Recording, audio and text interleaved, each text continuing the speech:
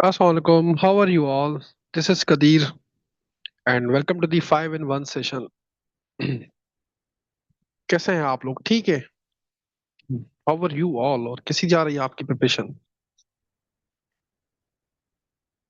Now this is grand session for the current affairs and Pakistan affairs. इस session के topics जो है ना, ना कि सिर्फ आपको Pakistan affairs and current affairs में हेल्प करेंगे, but in political science too, international relations too and as well as ऐसे। अब इसका मतलब ये नहीं है कि मैं आप लोगों को पॉलिटिकल साइंस या आईआर पढ़ाने या ऐसे पढ़ाने बैठूंगा। हम पाकिस्तान अफेयर्स और करंट अफेयर्स ही पढ़ेंगे, बट टॉपिक्स आपको इन सारे सब्जेक्ट्स में आपको हेल्प करते हैं। नाउ मार्क माय वर्ड्स, एक बात याद रखें, ये जो सी एस एस 2000 या पीएमएस अभी आ रहा है ना, या अभी सी एस एन का सीसी है या सी एस एस है या पीएमएस है, ये करंट अफेयर्स और पाकिस्तान अफेयर्स के नाम है। अगर आपकी ग्रिप है इन पे, Pakistan affairs and global issues पे, then you can do well in these subjects. पूरी सीएस आपकी, ये करंट अफेयर्स ग्लोबल कितनी डेवलपमेंट्स हुई हैं आपने देखी होंगी इस साल। इस साल अमेंडमेंट्स हुई हैं, रीजनल इश्यूज हुए, खुद पाकिस्तान की लिमिटेड वॉर हुई है, ईरान इसराइल का कॉन्फ्लिक्ट है, फलस्तीन है। मैं ये दोनों सब्जेक्ट्स जो है ना, कंबाइन एक ही सेशन में पढ़ाता हूँ, कोई अलग नहीं होते। Pakistan affairs and current affairs अलग नहीं होते, एक ही सेशन में we cover both the subjects. So in this session, we will cover Pakistan's current issues and global issues. आप खुद देखें ना, इस साल में रीजनल डेवलपमेंट्स हैं, नेशनल डेवलपमेंट्स हैं, इंटरनेशनल डेवलपमेंट्स हैं। देयरफॉर सीएसएस या पीएमएस या सीसी जो सिंध में होती है, पीएमएस के पीबीए, ये सिर्फ करंट अफेयर्स पाकिस्तान अफेयर्स के पेपर तक लिमिट नहीं होगी, बल्कि आपके सारे पेपर्स इन्हीं में से ही ऑलमोस्ट होंगे। अब इंपॉर्टेंट नोट देखें इस सेशन का। कंटेंट इस सेशन में मैं खुद ही प्रोवाइड करूंगा, there and that will be research based content. आप लोगों को ये मैगजीन्स, ये जो आजकल फैक्ट्स बुक आ रही है ना, फैक्ट्स बुक होती है कोई, जिसको मैं कहता हूँ स्कैम बुक, स्कैम बुक इसको मैं कहता हूँ। ये सब चीजें लेने की कोई आपको नीड नहीं है। आई डोंट वांट कि आपका टाइम वेस्ट हो। मेरा काम होता है आपको टॉपिक अच्छे से समझ आए, उसके नोट्स प्रोवाइड करूं, और आपका काम होता है राइटिंग्स पर फोकस करना। इसीलिए इस सेशन में वीकली एवेल्यूशंस भी होंगी। विदाउट राइटिंग टेक्निक्स कोई भी सीएसएस पीएमएस सीसी ये चीजें नहीं होती। अगर आपको लिखना ही नहीं आता, अगर आपको लिखना ही नहीं आता, फिर आपकी नॉलेज किस काम की? देखिए, अल्टीमेटली पेपर में लिखना होता है, बेशक आप स्कॉलर बन जाएं, अगर आपको लिखना ही नहीं आता, अपने आर्ग्यूमेंट्स किस तरह से प्रेजेंट करेंगे पेपर में? तो इस सेशन में जो एवेल्यूशंस होगी ना, ये बेसिकली 6 वीक्स का सेशन होगा। 15 नवंबर से लेके आज इसकी फर्स्ट ओरिएंटेशन क्लास है, 31 दिसंबर तक ये आपका सेशन होगा। मंडे टू थर्सडे इसकी क्लास होगी, मंडे टू थर्सडे इसकी क्लास है। कंटेंट मैं ही प्रोवाइड करूंगा। अब आते हैं एवेल्यूशंस पे। एवेल्यूशंस पे देखिए, 2 मंथ्स रह गए ऑलमोस्ट, पीएमएस में भी, सीसी सिंध में भी एंड सीएसएस में भी। अब ये नहीं हो सकता कि आपको 2 दिन दिए जाए, 3 दिन दिए जाए असाइनमेंट करने के लिए, ये अब पॉसिबल नहीं है। एवेल्यूशंस मैंने कुछ इस तरह से डिजाइन किए हैं कि मंडे टू थर्सडे आपको लेक्चर्स दिए जाएंगे, नोट्स भी दिए जाएंगे आपको। फ्राइडे सैटरडे आपने उनको पढ़ना है, ओके। संडे को संडे को आपको 3 आवर्स मिलेंगे असाइनमेंट करने के लिए। 3 आवर्स में आपको वो असाइनमेंट करनी है। फर्स्ट वीक में 2 क्वेश्चंस होंगे असाइनमेंट में, सेकेंड वीक में 3 क्वेश्चंस होंगे, और फोर्थ वीक में 4 क्वेश्चंस होंगे। टोटल आपकी 6 असाइनमेंट होंगी। इससे क्या होगा कि आपकी स्पीड और एक्यूरेसी ये इंप्रूव होगी कि अल्टीमेटली पेपर में आपने 3 घंटे में ही लिखना है ना। वहां पे तो एफपीएससी आपको पेपर देके गई तो नहीं कहती घर जाओ, घर से करके आओ, चैट जीपीटी यूज करो मजे से। ठीक है, इस तरह से तो नहीं होता, 3 घंटे में ही करना होता है आपको। जब उसकी प्रैक्टिस ही नहीं होगी तो आप 3 घंटे में पेपर कैसे कंप्लीट करेंगे। और एवेल्यूएशंस मेरी ये नहीं होती है जो आजकल अकेडमीज में एवेल्यूएशंस चल रही है ना, टिक मार्क वाली। आप भी बड़ा खुश होते हैं, सर देखें ये टिक मार्क लगा के दिए, बस अब हम तो न्यूक्लियर बम बन गए, एफपीएससी के ऊपर गिर जाएंगे। तो किसको बेवकूफ बना रहे हैं आप। फिर अगर मैं पूछता हूँ कि ये किस तरह से इन्होंने एवेल्यूशंस किए हैं, कि सर देखो पास हो रहे हैं ना हम उधर, टाइम एनवायरनमेंट भी अच्छा है, मतलब देखिए एग्जामिनर का जो माइंड सेट होता है ना, एग्जामिनर वो ये नहीं देखता कि आपने 5 स्टार होटल में पेपर बैठ के किया है या किसी ठेले पे बैठ के किया है। उसका ये कंसर्न नहीं होता। उसको अपने क्वेश्चंस का एक्यूरेट आंसर चाहिए। उसको अपने आंसर का एक्यूरेट, क्वेश्चंस का एक्यूरेट आंसर चाहिए। तो उसके लिए क्या चाहिए आपको, स्ट्रिक्ट एवेल्यूएशन, राइटिंग टेक्निक्स, ऐसा ही है ना। तो ये जो आजकल की एकेडमीज की एवेल्यूएशन है ना, बर्बादी के टिक मार्क, दूर रहे इससे, बड़ा नुकसान होगा आपको। ओके, रिकॉर्डिंग्स में आपको प्रोवाइड की जाएगी, 24 आवर्स के लिए रिकॉर्डिंग अवेलेबल होती है। फॉर एनी रीजन कोई स्टूडेंट क्लास नहीं ले पाता या ले पाती, तो 24 आवर्स के लिए उस क्लास की रिकॉर्डिंग अवेलेबल होती है। ओके, क्लियरिटी है सबको सेशन के बारे में। क्लियरिटी है सबको। कोई क्वेश्चन तो नहीं है before the start of the topic. सबको क्लियरिटी है। तो क्वेश्चन है सेशन के बारे में तो पूछे, फिर टॉपिक स्टार्ट करते हैं।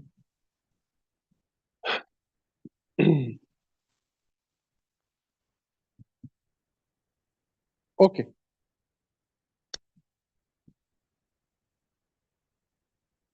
स्टार्ट करते हैं आज का topic. 27th amendment, 27th amendment, reforms are overreach. अब देखिए, एक टॉपिक की स्टार्टिंग लाइंस या स्टार्ट किस तरह से किया जाता है। आपकी जब मैं एवेल्यूशंस करता हूं ना, वहीं पे ही आपको फेल कर देता हूं मैं, कि आपको टॉपिक की स्टार्टिंग ही नहीं समझ आती कि किस तरह से स्टार्ट होना चाहिए। अब देखिए इसकी स्टार्टिंग देखना, किस तरह से इसकी स्टार्टिंग है और किस तरह से ये 27th अमेंडमेंट से लिंक स्टार्टिंग हो रही है। डॉक्टर हसन अस्करी एक पॉलिटिकल स्कॉलर है, अपने बुक में कहते हैं Pakistan political and constitutional engineering, green colour का बुक है, बड़ा अच्छा है। उसमें कहते हैं कि पाकिस्तान के लोगों को आज तक 2 क्वेश्चंस का आंसर नहीं मिला। वैसे तो काफी क्वेश्चंस हैं लेकिन 2 प्रोमिनेंट क्वेश्चंस हैं, उनका आंसर नहीं मिला। द फर्स्ट क्वेश्चन इज, क्या पाकिस्तान नेशन स्टेट है या इस्लामिक स्टेट है। वो अपनी बुक में लिखते हैं कि पाकिस्तान ने डिफरेंट आइडेंटिटीज अडॉप्ट की हैं सिंस द इंडिपेंडेंस। जैसे अयूब खान साहब आए थे, उन्होंने लिबरलिज्म एंड मॉडर्नाइजेशन इंट्रोड्यूस की पाकिस्तान में, कि पाकिस्तान मॉडर्न स्टेट है। फिर आए जुल्फकार अली भुट्टो साहब, उन्होंने कहा कि नहीं, सोशलिज्म होनी चाहिए और नेशनलिज्म होनी चाहिए या नेशनलाइजेशन होनी चाहिए। फिर आते हैं जुल्फकार अली भुट्टो साहब, सॉरी, फिर आते हैं आपके जिया उल हक साहब, उन्होंने कहा कि हटो बच्चों, इस्लामाइजेशन होगी सिर्फ, पाकिस्तान जो है ना इस्लामिक कंट्री है। मीनिंग पाकिस्तान की एक फिक्स्ड आइडेंटिटी नहीं रही since the independence. No fixed identity या आइडेंटिटी क्राइसिस इसको कहा जाता है। तो क्या कहते हैं, आइडेंटिटी क्राइसिस। क्या आप हो कौन। हाँ जी बताओ मुझे, हो कौन आप लोग, कौन हो आप लोग, बताएं मुझे कौन हो आप लोग। लिबरलिज्म, लिबरल हो, सोशलिस्ट हो, इस्लामिक इस्लामाइजेशन में बिलीव करते हो, किस में बिलीव करते हो। सेकंड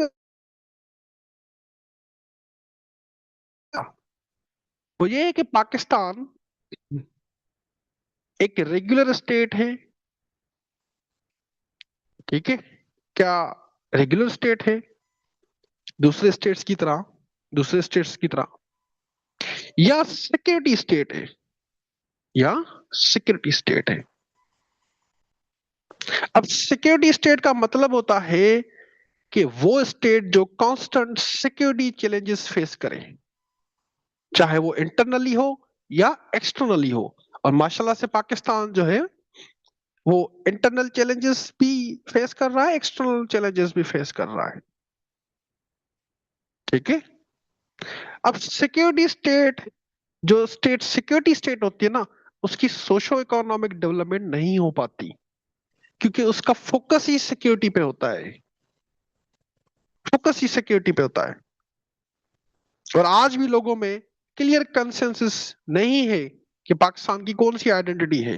पाकिस्तान एक नेशन स्टेट है, या इस्लामिक स्टेट है, या सिक्योरिटी स्टेट है, या सिक्योरिटी स्टेट है। मिलिट्री एस्टेब्लिशमेंट ने एटलीस्ट वन क्वेश्चन का आंसर दिया है कि Pakistan is a security state.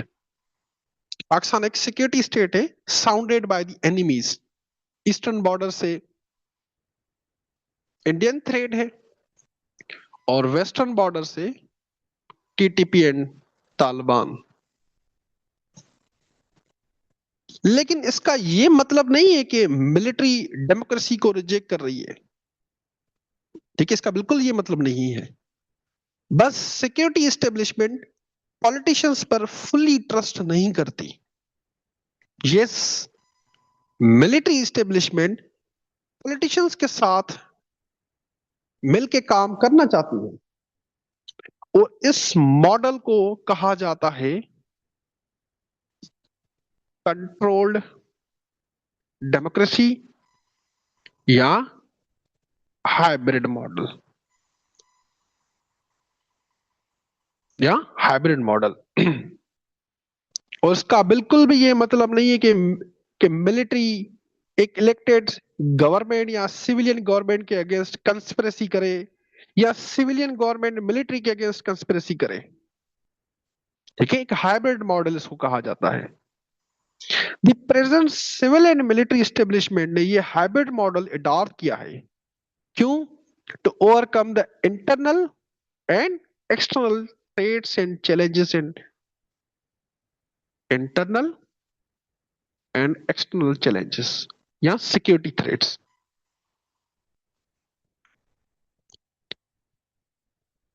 The present government and many politicians 27th amendment को सपोर्ट करते हुए, अब देखें किस तरह से मैंने लिंक किया, कहां से स्टार्ट किया था मैंने, 27th अमेंडमेंट से लिंक किया ना मैंने। अभी हाइब्रिड मॉडल तक हम आ गए, हाइब्रिड मॉडल को लिंक किया 27th अमेंडमेंट से, क्योंकि हाइब्रिड गवर्नमेंट है ना पाकिस्तान में, उन्हीं ने 27th अमेंडमेंट दी है। तो प्रेजेंट गवर्नमेंट या जो पॉलिटिशियंस हैं, वो 27th अमेंडमेंट को सपोर्ट करते हुए आर्ग्यू करते हैं कि ये अमेंडमेंट नेसेसरी है to deal with the unpredictable जजेस of Supreme Court and High Court, जो एग्जीक्यूटिव के कामों में इंटरवीन कर रहे थे। जैसे फॉर एग्जाम्पल इफ्तिखार चौधरी साहब थे, साकिब निसार साहब थे, वो डेम वाले बाबा साकिब निसार, और जो 10 रुपए आप लोगों के खा गया है ना, 10 रुपए खा गया ना आप लोगों के। बताए मुझे, डेम में पैसे दिए थे ना आप लोगों ने, डेम फंड में पैसे दिए थे ना आप लोगों ने।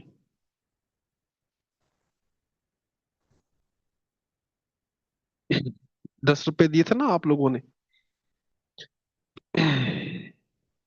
खा गया ना वो 10 रुपए। डेम तो नहीं बनी, कहाँ गई डेम? हाँ जी, डेम तो नहीं बनी, पैसे खा गए ना 10 रुपए आपके। तो डैम बनाना सुप्रीम कोर्ट का काम नहीं होता। तो पॉलिटिशियंस का यही आर्ग्यूमेंट है कि जजेस जो है वो एग्जीक्यूटिव के कामों में टांग अड़ाते हैं, जब दिल किया एक इलेक्टेड प्राइम मिनिस्टर को डिस्क्वालीफाई कर दिया। इवन पास्ट में सुप्रीम कोर्ट ने ही तो मार्शल लॉज को लेजिटिमेसी दी, मार्शल लॉज को ही लेजिटिमेसी दी, है ना। Therefore, 27th Amendment deals with changes in country's judicial and military structure. Judicial and military structure. कहां से स्टार्ट किया था हमने? एक जर्नल स्टेटमेंट से, एक बुक से स्टार्ट किया था हमने। किस तरह से हम उसको लिंक करके आए 27th अमेंडमेंट से? इस तरह से एक इंट्रोडक्शन होता है आपका, राइटअप्स इस तरह से होते हैं आप लोगों के पेपर में, इसी तरह से होने चाहिए बल्कि, और जो आप लिखते हैं पता नहीं माशाल्लाह। तो 27th अमेंडमेंट किससे डील करती है? जुडिशियल एंड मिलिट्री स्ट्रक्चर से। 27th अमेंडमेंट पाकिस्तान के जुडिशरी एंड मिलिट्री स्ट्रक्चर को या रिस्ट्रक्चर कर रही है। इस अमेंडमेंट के बाद अब एक न्यू फेडरल कॉन्स्टिट्यूशनल कोर्ट बनाई जाएगी एंड आर्म फोर्सेस में हायरार्की रीडिफाइन होगी। ठीक है, हायरार्की रीडिफाइन होगी। इस अमेंडमेंट के direct impacts accountability and rule of law पे भी आते हैं। इस अमेंडमेंट के बाद जो फील्ड मार्शल की पोजीशन है उसको कॉन्स्टिट्यूशनलाइज किया गया है, फील्ड मार्शल रैंक पॉलिटिसाइज भी हो रही है। कॉन्स्टिट्यूशनलाइज तो आपने कर दिया, लेकिन पॉलिटिसाइज भी कर दिया आपने। एंड प्रेसिडेंट साहब को, प्रेसिडेंट एंड फील्ड मार्शल को लाइफ टाइम इम्यूनिटी भी दी गई है। वो किसी का भी खून कर दे, जमीनों पे कब्जा कर ले, चोरी कर ले, कोई मसला नहीं है, आप उनको कुछ नहीं कह सकते। ठीक है, आप उनको कुछ नहीं कह सकते। और जमीनों पे कब्जे कर ले, मारे किसी को, आप उनको कुछ नहीं कह सकते। लाइफ टाइम इम्यूनिटी है उनको from civil and criminal cases. This means field marshal and president can not be prosecuted for the crimes committed. कितने भी क्राइम्स करे कोई मसला नहीं है, बर्दाश्त कर लो। ओके, फील्ड मार्शल तो अब लाइफ टाइम ही होगा, उसके अगेंस्ट कोई केस फाइल नहीं होगा, ही इज इम्यून नाउ। अब प्रेसिडेंट का सीन ये था, प्रेसिडेंट का, कि प्रेसिडेंट साहब को इम्यूनिटी थी पहले भी। ठीक है, प्रेसिडेंट साहब को इम्यूनिटी थी पहले भी, लेकिन जब तक वो अपनी ऑफिस में था, जब तक वो अपनी ऑफिस में है, तो प्रेसिडेंट के अगेंस्ट कोई criminal case, civil case file नहीं होता, ना ही प्रोसीडिंग होगी बिफोर दी 20।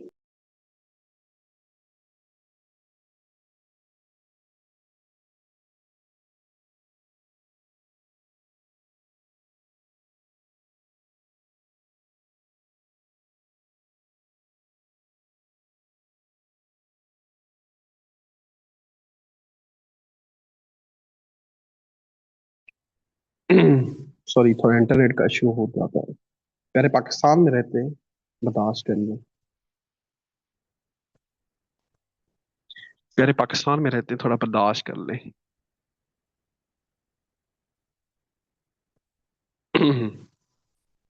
जी, प्रेसिडेंट जब अपने ऑफिस में होंगे तो उसके अगेंस्ट कोई भी केस नहीं होगा।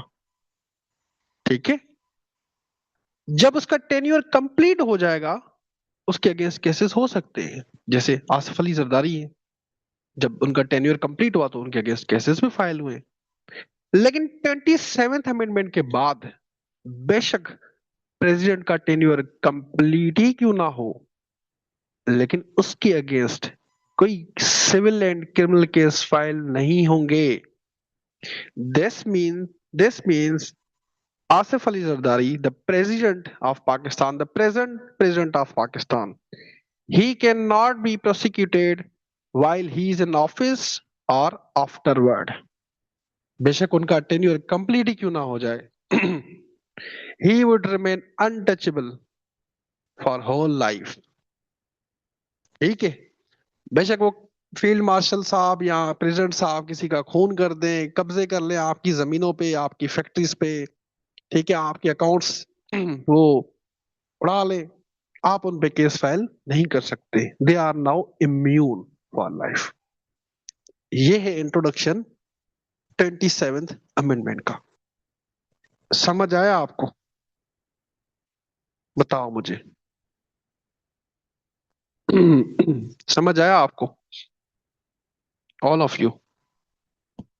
ये है इंट्रोडक्शन 27th अमेंडमेंट का.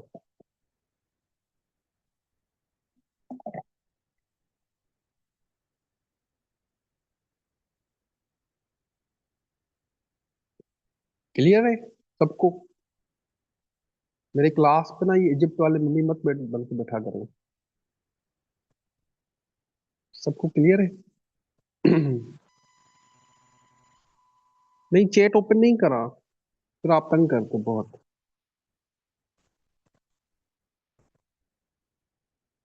ओके, चले.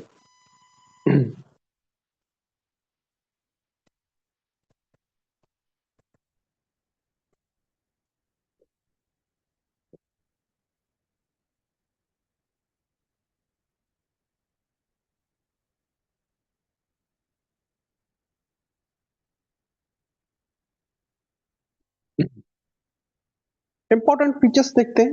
इस 27th अमेंडमेंट के इंपॉर्टेंट फीचर्स क्या है? एक new position chief of defence forces, chief of defence forces create की गई है. एंड आर्मी चीफ ही चीफ ऑफ डिफेंस फोर्सेस होंगे. एक new position chief of defence forces create की गई है एंड आर्मी चीफ ही चीफ ऑफ डिफेंस फोर्सेस होंगे. Field marshal, marshal of air force and admiral of fleet. Field marshal, marshal of air force and admiral of fleet titles ये life time के लिए होंगे. ये लाइफ टाइम के लिए होंगे. वंस आपको मिले ये, आप लाइफ टाइम फील्ड मार्शल हो, मार्शल ऑफ एयर फोर्स हो, एडमिरल ऑफ फ्लीट हो. PM will appoint commander of National Strategic Command. Now, what is National Strategic Command? NSC. National Strategic Command deals with nuclear weapons. इसका head जो है वो PM appoint करेंगे. लेकिन लेकिन लेकिन नेम जो है chief of defence forces he recommend करेंगे. ये नहीं है कि प्राइम मिनिस्टर किसी को भी बना सकते हैं commander of national strategic command. नहीं, ठीक है. चीफ ऑफ डिफेंस फोर्सेस मतलब आर्मी चीफ ही नेम रिकमेंड करेंगे कि ये है नाम, इस पे साइन कर दो. वो यही बात होगी, किसी को गले से पकड़ के ना बोलना के साइन करो, जो है यही है. ठीक है, इसका मतलब यही है आसान लफ्जों में. प्राइम मिनिस्टर सिर्फ साइन करेंगे, नाम जो है वो आर्मी चीफ ही देंगे. पीएम अपनी मर्जी से किसी को भी जो है वो अपॉइंट नहीं कर सकते एनएससी का हेड. ठीक है, पीएम अपनी मर्जी से अपॉइंट नहीं कर सकते किसी को. फेडरल कॉन्स्टिट्यूशनल कोर्ट बनाई गई है सुप्रीम कोर्ट के साथ ही. लेकिन अब सुप्रीम कोर्ट सिर्फ सिविल एंड क्रिमिनल केसेस देखेगी बस. Constitutional cases and political cases वो फेडरल कॉन्स्टिट्यूशनल कोर्ट देखेगी. कॉन्स्टिट्यूशनल कोर्ट मतलब कॉन्स्टिट्यूशन जो है ना, कॉन्स्टिट्यूशनल केसेस एक होते हैं कॉन्स्टिट्यूशनल, कॉन्स्टिट्यूशन की इंटरप्रिटेशन, पॉलिटिकल केसेस, ये फेडरल कॉन्स्टिट्यूशनल कोर्ट देखेगी. सुप्रीम कोर्ट सिर्फ सिविल एंड क्रिमिनल केसेस देखेंगी बस. फेडरल कॉन्स्टिट्यूशनल कोर्ट में हर प्रोविंस से रिप्रेजेंटेशन होगी, मीनिंग हर प्रोविंस से जजेस होंगे. ये नहीं होगा कि सिर्फ पंजाब से जजेस हो या केपी से जजेस हो, ये नहीं हो सकता. जो जुडिशियल अपॉइंटमेंट होगी, जो जुडिशियल अपॉइंटमेंट्स होंगी, जजेस अपॉइंटमेंट फेडरल कॉन्स्टिट्यूशनल कोर्ट में, फेडरल कॉन्स्टिट्यूशनल कोर्ट में पीएम एंड प्रेसिडेंट ही जजेस अपॉइंट करेंगे, मतलब जजेस भी प्रेसिडेंट एंड प्राइम मिनिस्टर ही अपॉइंट करेंगे। लेकिन पार्लियामेंट डिसाइड करेगी द नंबर ऑफ जजेस in the federal constitutional court. मतलब जजेस अपॉइंटमेंट की जो पावर है वो प्राइम मिनिस्टर और प्रेसिडेंट के पास है, ठीक है। लेकिन इसको डिस्कस करते हैं यार, थोड़ा सब्र रखें। क्यों आपको इतनी जल्दी है? आपकी सारी क्वेरीज खुद ही एड्रेस हो जाएंगी, डोंट वरी। लास्ट में वैसे ही मैं क्वेरीज लेता हूँ, थोड़ा सब्र रखें, भाग नहीं रहा मैं। Parliament will decide the number of judges in the Federal Constitutional Court. Supreme court के पावर्स एंड जस्टिक्शन को लिमिट किया गया है, ओके। और जो सुप्रीम कोर्ट का जो जज होता है वो होता है रिटायर, आपका 65 ईयर्स पे। और फेडरल कॉन्स्टिट्यूशनल कोर्ट का जो जज होगा वो रिटायर होगा 85 68 ईयर्स में। प्रेसिडेंट को लाइफ टाइम इम्यूनिटी है एंड फील्ड मार्शल को भी लाइफ टाइम इम्यूनिटी है। ये इसके इंपॉर्टेंट फीचर्स है, ये इसके इंपॉर्टेंट फीचर्स है। अब इसको डिटेल में हम डिस्कस करते हैं, डिटेल में। सबसे पहले हम आर्मी स्ट्रक्चर के बारे में बात करते हैं, ठीक है। क्योंकि amendment army structure and judicial structures के बारे में है ना, तो सबसे पहले हम आर्मी के बारे में बात करते हैं। वहां पे क्या सीन है? जो इंपॉर्टेंट चेंजेस हुई है ना due to the 27th amendment, उन चेंजेस में आर्टिकल 243 की जो चेंजेस है ना वो बहुत ज्यादा इंपॉर्टेंट है। Article 243, on the basis of article 243 एक न्यू पोस्ट क्रिएट की गई है, that is the chief of defence forces. And ये पोस्ट आर्मी चीफ के पास ही होगी, meaning army chief will be the chief of defence forces and he will have authority over navy, air force as well. ठीक है, जो army chief होंगे वही चीफ ऑफ डिफेंस फोर्सेस होंगे, कोई अलग नहीं होगा। और उसकी अथॉरिटी सिर्फ लैंड फोर्सेस तक नहीं होगी, he will be chief of defense forces and his authority will be over navy or as well as the air force. The post of chairman of joint chiefs of staff committee, इसको खत्म किया गया है, ठीक है, इसको खत्म किया गया। सी जे सी एस सी, इस पोस्ट को खत्म किया गया है। सी जे सी एस का काम ये होता था कि आर्मी, नेवी एंड एयरफोर्स में कोऑर्डिनेशन हो। अब ये कोऑर्डिनेटिंग पावर्स एंड सीजेसीएससी के powers chief of defence forces के पास होंगे, that is the army chief के पास होंगे। ना हर आर्मी चीफ अब सिर्फ लैंड फोर्सेस को कमांड नहीं करेगा, but he will also lead navy, air force and intelligence branches as well as intelligence branches.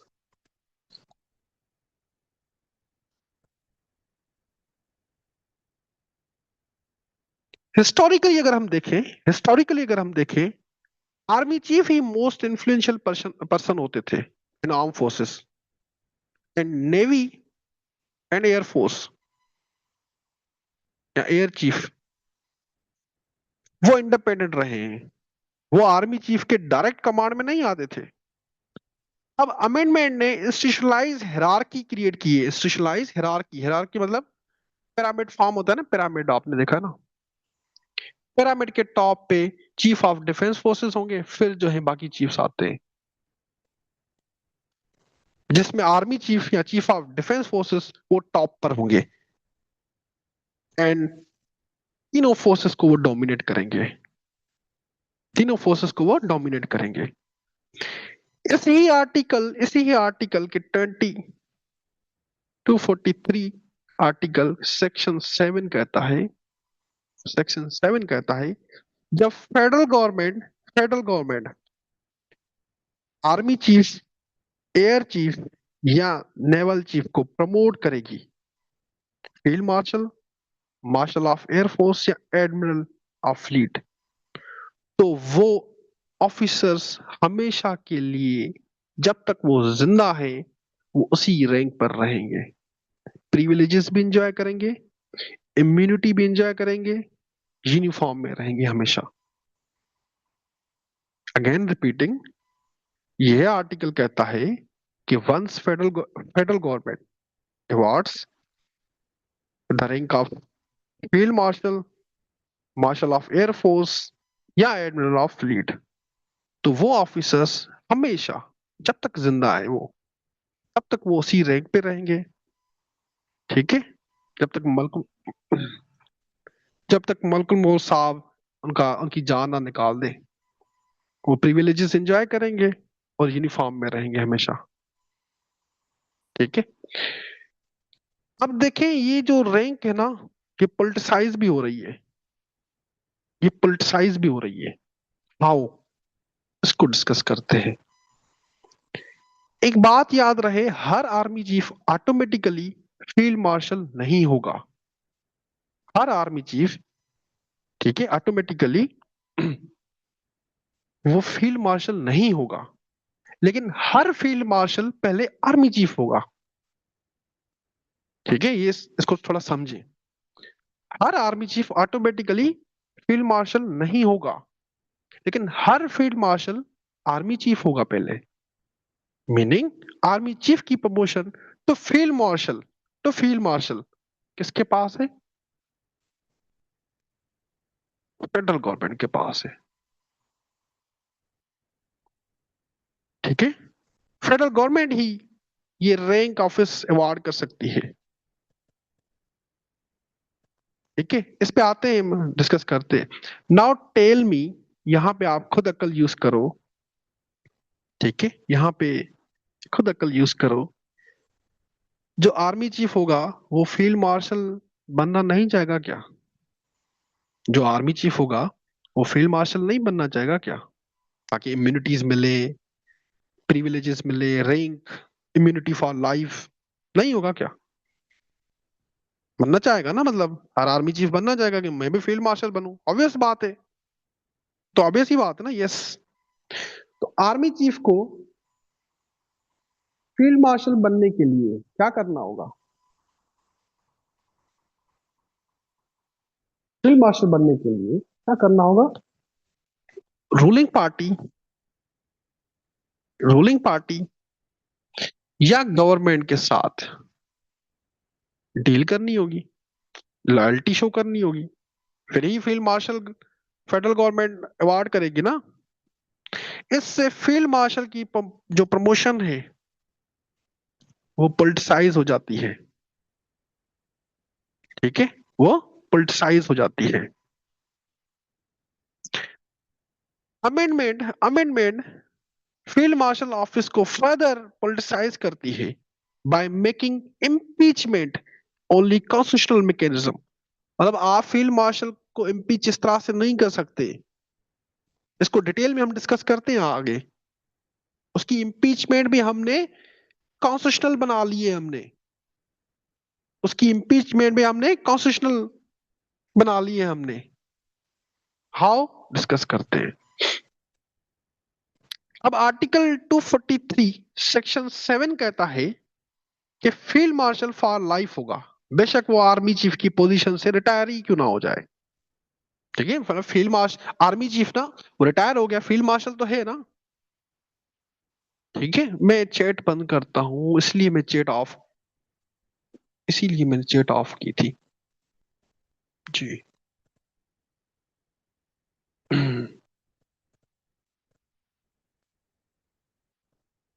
ठीक है। वो कहते हैं ना, मेच्योरिटी अभी तक नहीं आई, ये सर्विस में आएंगे। ये सर्विस में आएंगे। जी। अब आर्टिकल 243 सेक्शन 7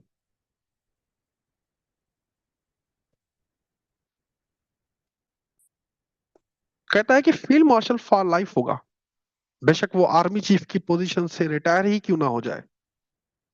इसी आर्टिकल 243 का सेक्शन 8 कहता है फील्ड मार्शल को ऑफिस से रिमूव किया जा सकता है एक्सेप्ट उसके अगेंस्ट ग्रीवियंसेस, मतलब उसके अगेंस्ट अगर ग्रीवियंस चार्जेस है, वायलेशन ऑफ द कॉन्स्टिट्यूशन है। लेकिन अगर रिमूव आप किससे करोगे, रिमूव किस तरह से करोगे? यहां पे कॉन्स्टिट्यूशनल एम्बिग्यूटी है, कॉन्स्टिट्यूशनल एम्बिग्यूटी है। मैं बताता हूं किस तरह से। फील्ड मार्शल की जो इम्पीचमेंट है ना, वो प्रेसिडेंट की तरह ही है, मैकेनिज्म प्रेसिडेंट की तरह ही है।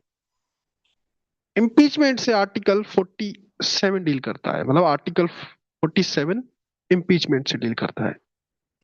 अब आर्टिकल 47 कहता है कि प्रेसिडेंट एंड फील्ड मार्शल की इम्पीचमेंट के लिए you need 2/3 majority votes in senate and national assembly. President and field marshal की इम्पीचमेंट के लिए you need 2/3 majority votes in parliament, parliament मतलब सेनेट एंड नेशनल असेंबली। मतलब सेनेट में भी आपको 2/3 मेजॉरिटी चाहिए, नेशनल असेंबली में भी 2/3 मेजॉरिटी चाहिए फॉर देयर इम्पीचमेंट। अब इशू क्या आ रहा है? What is the issue? Issue ये है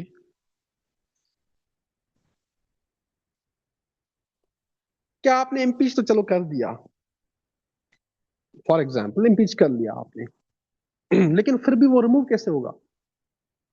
मतलब रिमूव कैसे होगा जबकि 27th अमेंडमेंट कहती है कि he is field marshal for life.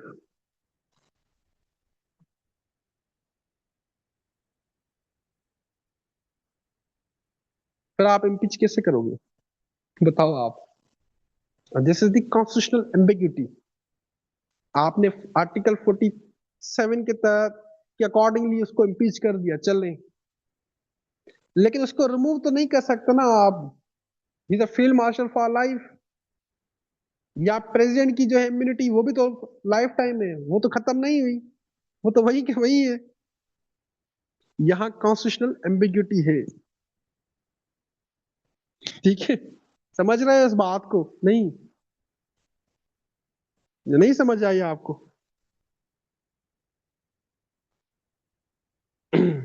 बात समझ आई आपको कि आर्टिकल 47 के अकॉर्डिंगली आपने उसको इम्पीच कर लिया, लेकिन you can not remove him, क्योंकि आर्टिकल, क्योंकि 27 अमेंडमेंट जो है वो तो उसको फील्ड मार्शल फॉर लाइफ कह रही है। Getting my point? अगर फील्ड मार्शल नहीं है, जस्ट आर्मी चीफ है, उसकी उसका रिमूवल बहुत आसान है। वो तो फेडरल गवर्नमेंट सीधा सीधा रिमूव करती है, फेडरल गवर्नमेंट के पास पावर है, फेडरल गवर्नमेंट के पास पावर है आर्मी चीफ को रिमूव करना, आर्मी चीफ को रिमूव करना। अगर वो फील्ड मार्शल नहीं है, फेडरल गवर्नमेंट के पास पावर है, वो आर्मी चीफ को रिमूव कर सकती है।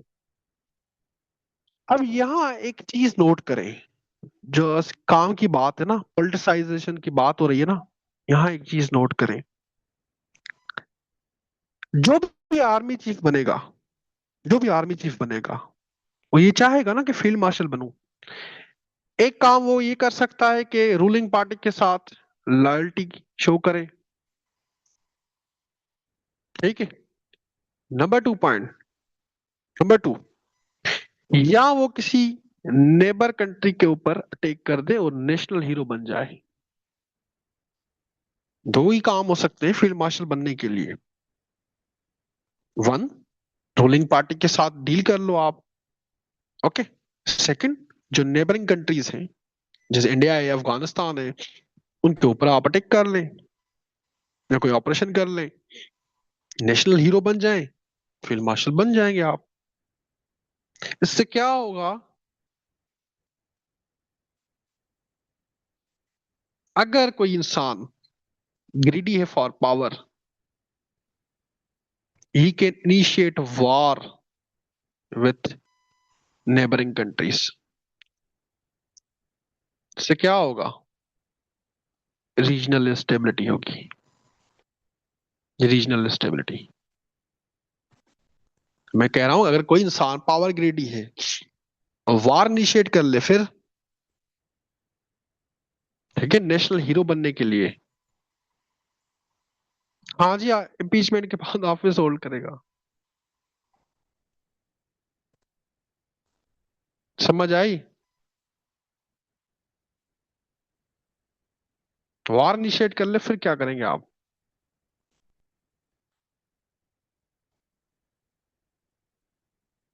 What will you do? अब आते हैं judicial, life long absolute immunity. ठीक, इस पे आते हैं। टर्की हो, यूएसए हो या इंडिया ही हो, ठीक है, ये कंट्रीज में मिलिट्री के ऊपर सिविलियन गवर्नमेंट या एडमिनिस्ट्रेशन की ओवरसाइट होती है। किसी को भी एब्सोल्यूट इम्यूनिटी नहीं होती, ठीक है। Everyone is accountable for his action. Even आप खुलफाए राशिदीन में अकाउंटेबल थे अपने एक्शंस के लिए, ठीक है। अगर आप इस्लामिक पॉइंट ऑफ व्यू देखें, खुलफाए राशिदीन तक भी अकाउंटेबल थे, हिसाब देते थे पब्लिक टैक्स पेयर मनी का, अपने एक्शंस का। दुनिया में हर कोई अकाउंटेबल होता है, जो भी पब्लिक ऑफिस होल्डर है वो अकाउंटेबल होते हैं, चाहे वो खुलफाए राशिदीन ही क्यों ना हो, अकाउंटेबल थे ना वो भी। लेकिन पाकिस्तान में ही ऐसा हुआ है, पाकिस्तान में ही ऐसा हुआ है कि प्रेसिडेंट एंड आर्मी ऑफिसर को लाइफ टाइम इम्यूनिटी दी जाए। ये दुनिया में कहीं किसी भी डेमोक्रेसी में ये नहीं है। आर्टिकल 248, आर्टिकल 248 को अमेंड करके we have broken the fundamental barriers between the civilian and military accountability. We have broken the fundamental barriers between the civil and military accountability. देखिए, गुड गवर्नेंस या डेमोक्रेसी अकाउंटेबिलिटी एंड ट्रांसपेरेंसी के बिना होती है क्या? नहीं होती ना, ऑब्वियस सी बात है। अब जो प्रेसिडेंट बनेगा या फील्ड मार्शल बनेगा, he would enjoy immunity for life. अगर दोनों कोई क्राइम्स कमिट करते हैं, they are protected because of the 27th amendment. बेशक वो खून करें, कब्जा कर लें, कुछ भी कर लें, डज नॉट मैटर, ठीक है। तो अकाउंटेबिलिटी ट्रांसपेरेंसी का कॉन्सेप्ट खत्म हो गया। अब आते हैं जुडिशरी पे, वहां पे कौन सी चीजें हुई है। जुडिशियल रिफॉर्म्स में most important thing is establishment और creation of federal constitutional court.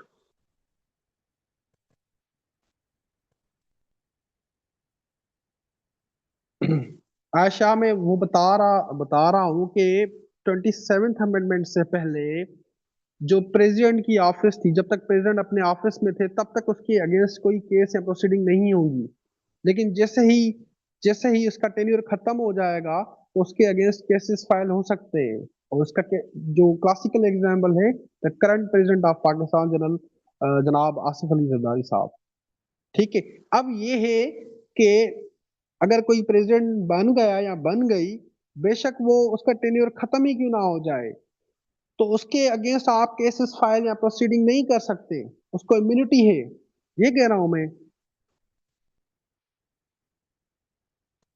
Okay, judicial changes पे आते हैं।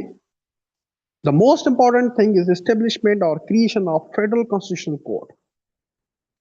अब गवर्नमेंट का ये रेशनल है या रीजन है कि पहले सुप्रीम कोर्ट सारे लीगल मैटर्स देख रही थी, बेचारी पे बहुत कंधों पे बहुत बर्डन था, उसके जो कंधे थे वो घिस गए थे, ठीक है, बहुत ही बर्डन था। वो क्रिमिनल केसेस हो या सिविल केसेस हो या कॉन्स्टिट्यूशनल केसेस हो या पॉलिटिकल केसेस हो, सुप्रीम कोर्ट देखती थी। ओके। इससे सुप्रीम कोर्ट को इससे सुप्रीम कोर्ट जो है वो बर्डनाइज हो रही थी, केसेस भी पेंडिंग थे, जस्टिस डिलीवरी स्लो थी। नाउ सुप्रीम कोर्ट सिर्फ सिविल एंड क्रिमिनल केसेस देखेगी बस। Constitutional cases and political cases ये फेडरल कॉन्स्टिट्यूशनल कोर्ट ही देखेगी। और गवर्नमेंट कहती है कि इससे justice delivery will be speedy, जल्दी सबको इंसाफ मिलेगा। फेडरल कॉन्स्टिट्यूशनल कोर्ट का अपना चीफ जस्टिस होगा, जस्टिस अमीनुद्दीन बन भी गए। सारे प्रोविंस से जजेस की रिप्रेजेंटेशन होगी। ठीक है, ये गवर्नमेंट का के रीजंस भी हैं कि जस्टिस डिलीवरी जो है वो स्पीडी होनी चाहिए, सुप्रीम कोर्ट पे बर्डन इतना नहीं होना चाहिए। जो कॉन्स्टिट्यूशनल केसेस हैं या पॉलिटिकल केसेस हैं वो फेडरल कॉन्स्टिट्यूशनल कोर्ट देखेगी, सिविल एंड क्रिमिनल केसेस जो है वो सुप्रीम कोर्ट देखेगी। ठीक है। अमेंडमेंट अमेंडमेंट अब जो मोस्ट इंपॉर्टेंट जो चीज है ना वो अब आती है, मजे की जो चीज है। अमेंडमेंट प्रेसिडेंट को एम्पावर करती है कि प्रेसिडेंट साहब किसी भी जज का ट्रांसफर कर सकते हैं from one court to another court. ठीक है, but on the recommendation of judicial commission of Pakistan. Judicial commission of Pakistan 26 amendment में मैंने पढ़ाया है। Judicial commission of Pakistan, judicial commission of Pakistan ही जजेस अपॉइंट करती। किसने मेरे से पूछा था कि सर जजेस अपॉइंट किस तरह से होंगे?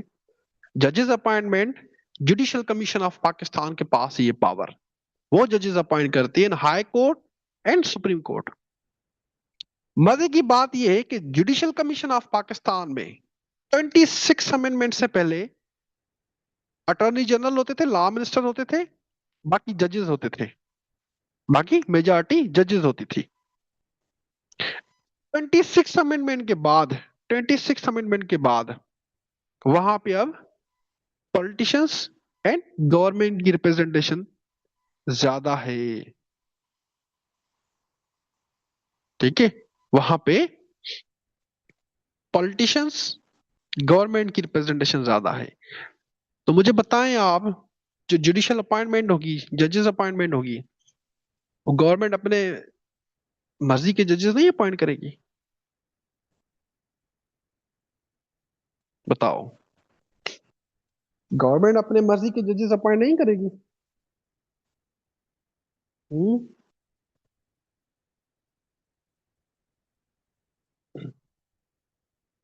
रिमशा, कौन सी पॉइंट आपकी मिस हो गई है? इतनी सारी पॉइंट्स मैंने डिस्कस कर दी हैं।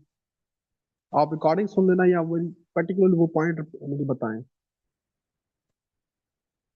Article 4 does not play any role in this case. जी बिल्कुल, सुनाया।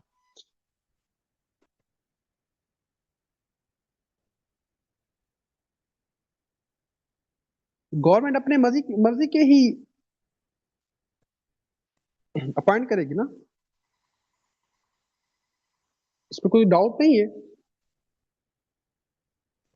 अब ये पॉइंट समझे, 26 अमेंडमेंट में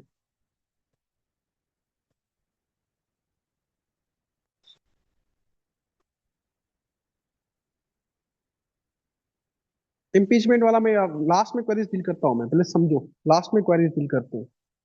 26 अमेंडमेंट में प्रेसिडेंट के पास ही पावर थी कि वो किसी भी जज का ट्रांसफर कर सकते हैं। मतलब फॉर एग्जाम्पल मैं प्रेसिडेंट हूँ और अभी आए वो जज हैं, मेरे पास ये पावर है कि मैं अभी आया या अदील हो या आफिया हो, ये जजेस है, मैं इनका ट्रांसफर कर सकता हूँ from one court to another court. लेकिन अभिया, अदील या आफिया इनकी मर्जी के बिना नहीं कर सकता मैं, इनका कंसेंट जरूरी है, जज का कंसेंट जरूरी होता था। विदाउट हिज और हर कंसेंट प्रेसिडेंट जो है वो ट्रांसफर नहीं कर सकते थे। यहाँ पे चेंजेस ये आई है 27th अमेंडमेंट में कि जो जज का कंसेंट है ना, कंसेंट, उसको खत्म किया गया। अब प्रेसिडेंट कैन ट्रांसफर एनी जज विदाउट हिज और हर कंसेंट।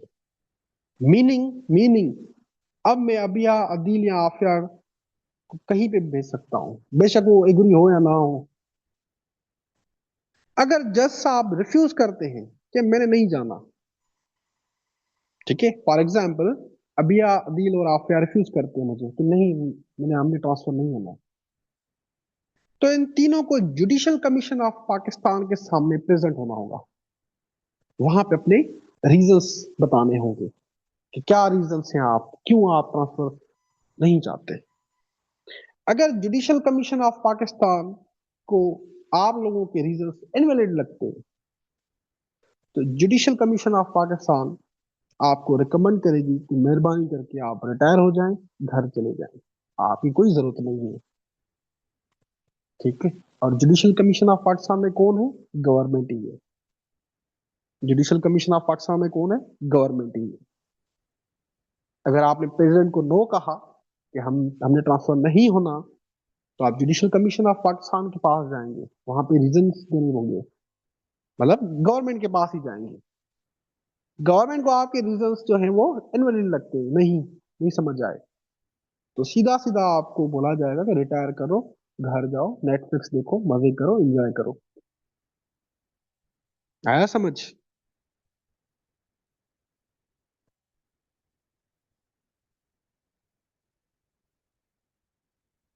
आया समझ अब?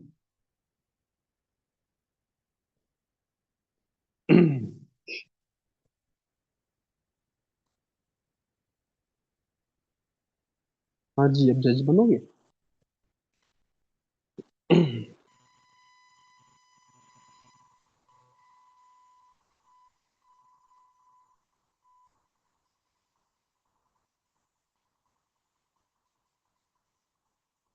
जज बनना है किसी में?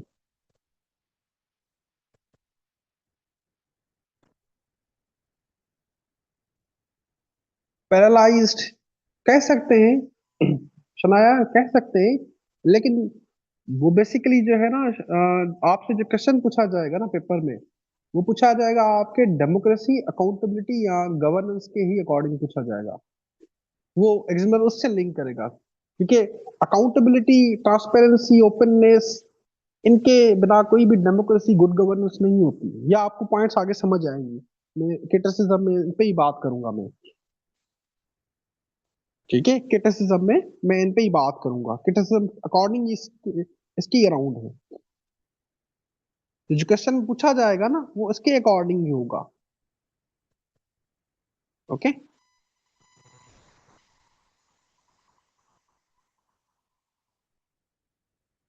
आर्मी वाले से शादी करनी पड़ेगी आपको। ठीक है, आते हैं क्रिटिसिज्म पे। 27th अमेंडमेंट के जो स्टेटेड गोल्स है ना, वो ये है कि इंस्टीट्यूशनल एफिशिएंसी एनहांस हो। हमारे जो इंस्टीट्यूशंस हैं, स्टेट इंस्टीट्यूशंस, उनकी एफिशिएंसी एनहांस हो, जो कि बड़ा काबिले तारीफ काम है। पाकिस्तान में गवर्नेंस चैलेंजेस भी, ऑब्वियसली बात है, जुडिशरी भी, ठीक है, जुडिशरी भी जो है वो ओवरबर्डन रही है। इंस्टीट्यूशन में कोऑर्डिनेशन का भी इशू रहा है। सो रिफॉर्म्स की तो बिल्कुल हमें नीड थी, पाकिस्तान को रिफॉर्म्स की बिल्कुल नीड थी। लेकिन reforms must strengthen transparency and accountability.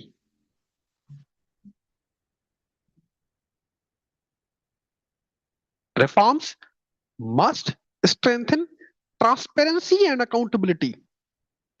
Transparency and accountability के बिना गुड गवर्नेंस कैसे पॉसिबल है? जब कॉन्स्टिट्यूशनल चेंजेस कॉन्स्टिट्यूशनल चेंजेस किसी पावरफुल इंस्टीट्यूशन या इंडिविजुअल्स को फेवर करें at the expense of democratic checks and balance, stability नहीं होगी, उल्टा क्यास होगा, कंफ्यूजन होगी स्टेट में। ट्रांसपेरेंसी एंड अकाउंटेबिलिटी के बिना गुड गवर्नेंस पॉसिबल नहीं होती। जब कॉन्स्टिट्यूशनल चेंजेस किसी पावरफुल इंस्टीट्यूशन या इंडिविजुअल को फेवर करें at the expense of democratic checks and balance. Stability कैसे होगी? उल्टा क्यास एंड कंफ्यूजन होती है स्टेट में। ओके,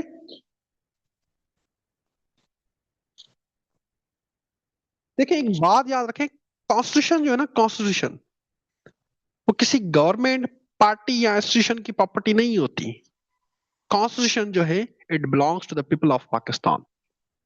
इसीलिए हम उसको सोशल कॉन्ट्रैक्ट भी कहते हैं। पॉलिटिकल साइंस पढ़ी होगी आप लोगों ने, ठीक है, पॉलिटिकल साइंस पढ़ी होगी आप लोगों ने। तो कॉन्स्टिट्यूशन जो है वो लोगों की प्रॉपर्टी होती है, पीपल ऑफ पाकिस्तान। किसी एक गवर्नमेंट या किसी पॉलिटिकल पार्टी, किसी इंस्टीट्यूशन की प्रॉपर्टी नहीं होती। हर कॉन्स्टिट्यूशनल अमेंडमेंट लोगों के इंटरेस्ट में हो, लोगों के सोशो इकोनॉमिक राइट्स के लिए होनी चाहिए, ना कि न्यू पावर हायरार्की क्रिएट करने के लिए, और ना ही किसी किसी को अकाउंटेबिलिटी से सेव करने के लिए। हर कॉन्स्टिट्यूशनल अमेंडमेंट लोगों के इंटरेस्ट में हो, लोगों के सोशो इकोनॉमिक राइट्स के लिए हो, ना कि न्यू पावर हायरार्की क्रिएट करने के लिए, ना ही किसी को अकाउंटेबिलिटी से सेव करने के लिए। 27th अमेंडमेंट पास होने से पहले इस पर पब्लिक डिबेट होनी चाहिए थी। अगर इस अमेंडमेंट का सोल पर्पस ये है कि पाकिस्तान के इंस्टीट्यूशंस इफिशिएंट हो, डेमोक्रेटिक हो, तो जो डेमोक्रेटिक प्रोसेस है, that is the openness, accountability and equality before law and rule of law, ये भी तो फॉलो होने चाहिए ना। आप इनको कैसे माइनस कर सकते हो? ठीक है, डेमोक्रेटिक प्रोसेस को अगर आपने स्ट्रॉन्ग करना है तो आप इनको कैसे खत्म कर सकते हो? Openness, accountability, equality before law and rule of law, ये भी तो फॉलो होने चाहिए ना। ओके, इवन सीनियर सिटिंग जजेस जो हैं उन्होंने भी इस अमेंडमेंट को क्रिटिसाइज किया। फॉर एग्जांपल, जैसे जस्टिस मंसूर अली शाह हैं, जिन्होंने अभी रिजाइन भी किया है, ठीक है, जिन्होंने अभी रिजाइन भी किया है। शाह साहब ने चीफ जस्टिस ऑफ पाकिस्तान को लेटर लिखा। शाह साहब ने before resignation chief justice of Pakistan को लेटर लिखा, और वो कहते हैं कि 27th अमेंडमेंट में, या 27th अमेंडमेंट एक पॉलिटिकल टूल है, वो एक पॉलिटिकल टूल है जुडिशरी को वीक एंड कंट्रोल करने के लिए, जुडिशरी को कंट्रोल करने के लिए और वीक करने के लिए। ये थी इसकी जुडिशियल डोमेन में क्रिटिसिज्म। अब आते हैं मिलिट्री में, मिलिट्री डोमेन में, वहां पे क्या क्रिटिसिज्म है, वहां पे क्रिटिक्स क्या कहते हैं, वहां पे क्रिटिक्स क्या कहते हैं? Critics argue that, critics argue करते हैं, यस, इस अमेंडमेंट से चेन ऑफ कमांड में क्लियरिटी आएगी। जो चेन ऑफ कमांड है ना, उसमें क्लियरिटी आएगी, फोर्सेस में कोऑर्डिनेशन भी होगा, बड़ी अच्छी बात है। ठीक है, अगर यहां तक अमेंडमेंट होती तो अच्छी बात है, चेन ऑफ कमांड में क्लियरिटी आएगी। ओके, मेरी आवाज ठीक नहीं आ रही क्या? काइंडली आप मुझे बताएं, मेरी आवाज ठीक नहीं आ रही क्या? क्लियर है ना? जल्दी से बताओ। Okay okay okay okay okay. Critics कहते हैं अगर अमेंडमेंट यहां तक होती कि चेन ऑफ कमांड में क्लियरिटी आए, फोर्सेस में कोऑर्डिनेशन जो है एनहांस हो, तो अच्छी बात है। लेकिन ये लाइफ टाइम इम्यूनिटी का क्या सीन है? ये क्या मतलब, इसका क्या मतलब है? ये लाइफ टाइम इम्यूनिटी ये क्यों दी गई है? मतलब लाइफ टाइम इम्यूनिटी किसी इंस्टीट्यूशन को, मतलब किस तरह से आप दे सकते हैं किसी को? ये तो पर्सन स्पेसिफिक अमेंडमेंट हो गई ना, ये तो पर्सन स्पेसिफिक हो गई, उसका इंस्टीट्यूशन से तो कोई लेना देना ही, इम्यूनिटी का किसी इंस्टीट्यूशन से कोई लेना देना नहीं है। चेन ऑफ कमांड, कोऑर्डिनेशन, इसका इंस्टीट्यूशन से लेना देना है। इम्यूनिटी का इंस्टीट्यूशन से कोई लेना देना नहीं है, ना लोगों से लेना देना है। तो ये लाइफ टाइम इम्यूनिटी ये समझ से बाहर है। क्रिटिक्स कहते हैं कि इससे सिविलियन गवर्नमेंट की ओवरसाइट और मिलिट्री पूरी खत्म हो गई। एंड जो पाकिस्तान में थोड़ी बहुत डेमोक्रेसी थी, पाकिस्तान में जो थोड़ी बहुत डेमोक्रेसी थी, थोड़ी बहुत जो भी थी, वो भी अब खत्म हो गई है। No democracy, no democracy. Criticism समझ आया? बताओ। क्रिटिसिज्म समझ आया? इसके नोट्स में अपने ग्रुप में दे दूंगा, जिन्होंने रजिस्टर किया हुआ है, इसके नोट्स में दे दूंगा मैं ग्रुप में। क्रिटिसिज्म समझ आया आपको?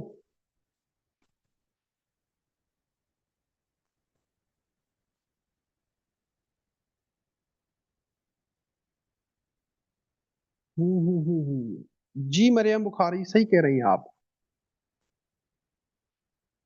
बिल्कुल सही कह रही हैं आप।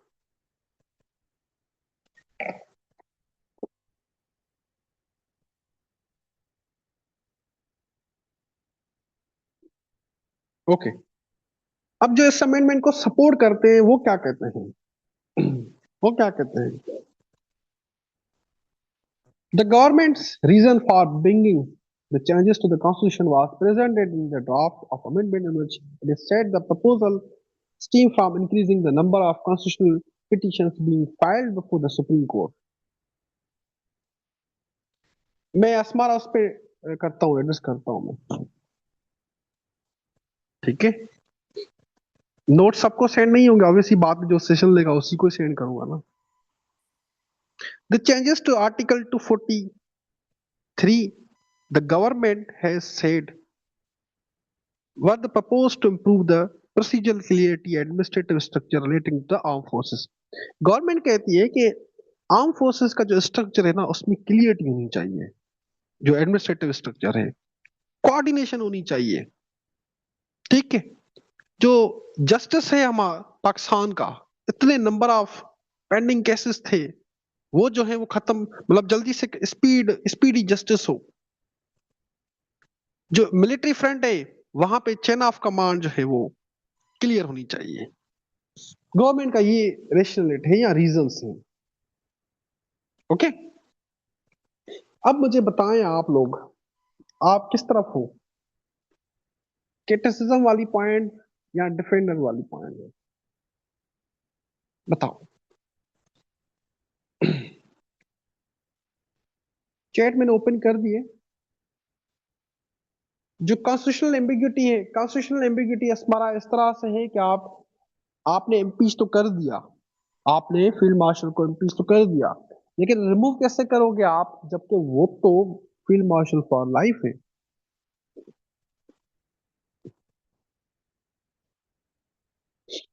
अच्छा बात सुने, जिसने भी एनरोलमेंट करवानी हो ना, वो मेरे से भी कांटेक्ट कर सकता है, और मैम साजा से भी कांटेक्ट कर सकता है, मेरे से भी कांटेक्ट कर सकते हैं।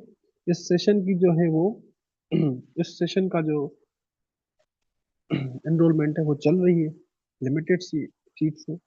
आप मेरे से भी कांटेक्ट कर सकते हैं, और मैम साजिया से भी कांटेक्ट कर सकते हैं। इसकी जो एवेल्यूएशंस होंगी वो बहुत ज़्यादा स्ट्रिक्ट में रखूंगा। आप लोगों के फायदे के लिए ही होती है ये एवेल्यूएशंस, बड़ी खप का काम होता है एवेल्यूएट करना। ओके, इसमें काफ़ी ज़्यादा टाइम लगता है एवेल्यूएशंस में, अनलाइक जो है वो, अनलाइक वो जो अकेडमीज की एवेल्यूएशंस होती है। ठीक है, इसके नोट्स जो है वो मैं खुद ही दूंगा आपको, इसके नोट्स जो है मैं वो खुद ही आपको दूंगा। ठीक है, और सबसे पहले मुझे आप जो है वो फीडबैक दे दे कि आपको आज